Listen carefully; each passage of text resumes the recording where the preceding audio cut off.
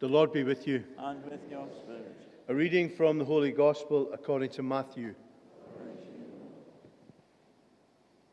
Now after Jesus was born in Bethlehem of Judea in the days of Herod the king, behold, wise men from the east came to Jerusalem, and they were saying, "Where is he who has been born King of the Jews?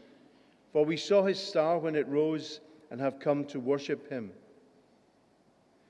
When Herod the king heard this, he was troubled, and all Jerusalem with him. And assembling all the chief priests and scribes of the people, he inquired of them where the Christ was to be born.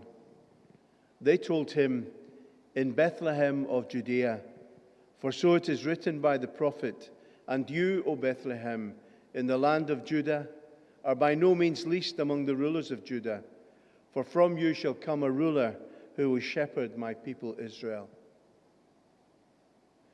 Then Herod summoned the wise men secretly and ascertained from them what time the star had appeared. And he sent them to Bethlehem, saying, "Go and search diligently for the child, and when you have found him, bring me word that I too may come and worship him."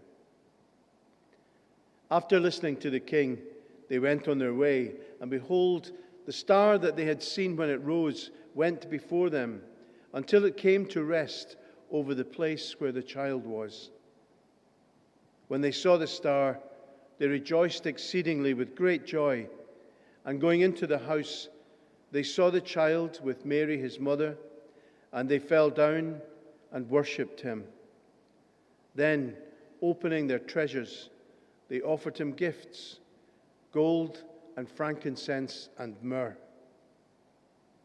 And being warned in a dream not to return to Herod, they departed to their own country by another way. The Gospel of the Lord. Praise to you, Lord Jesus Christ.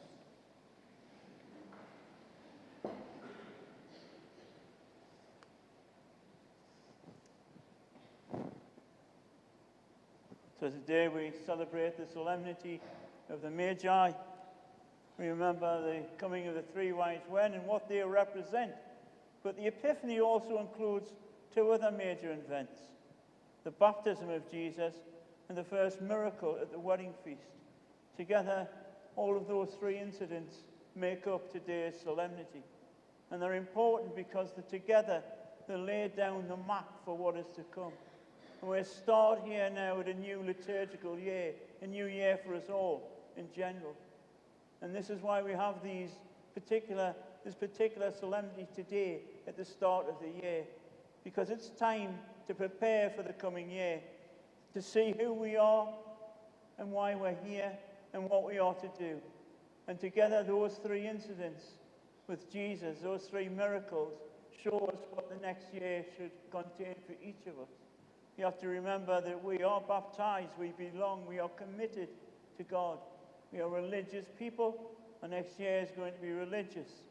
The three kings, they represent everyone, the nations. We have a duty to evangelize everyone, not just the people we like, not just the people we feel comfortable with, but everyone. In fact, especially the people we don't feel comfortable with, the people we don't like. That's who Jesus came for, the outsiders, those standing on the peripheries. So we have a duty for everyone. The marriage at Cana, that Jesus will be there with us, providing all we need, and also commitment. And we are completely committed to our cause. Can't emphasize enough. We are religious people. That's who we are. It's not just a nice thing that we do to fill in our time or to give us a bit of hope or, a bit of an insurance policy. We're religious people. As I tell people, just because, for example, if there were some religious sisters here today, just because they're in a habit, that's a great thing. The virgins are committed to God. Beautiful, highest thing. But you too are equally committed. We're all committed. We all have vocations. Priests, deacons, religious brothers and sisters, and laity. Your vocation should at least be as equally committed as everyone else's. Very different roles, granted, of course. Some have someone to lead, to preach, to teach, to govern. But in terms of commitment and dignity and value before God, we're all the same. And we each have to be as committed Just because your vocation is to be, at this moment in time, say, for example, grandparents, you have to be equally committed in that as a Christian, and what that entails as a grandparent to be a Christian. Whatever your role is, you have to be fully committed to it and to live out this next year and every year as a devout follower of Christ. Sinners, yes, we will fall, but that's why the sacraments are there, to fuel us up on this journey. So this is a time, this is a day for reflecting on what is to come. Whether life be short or long, we are committed Christians. We should never forget that.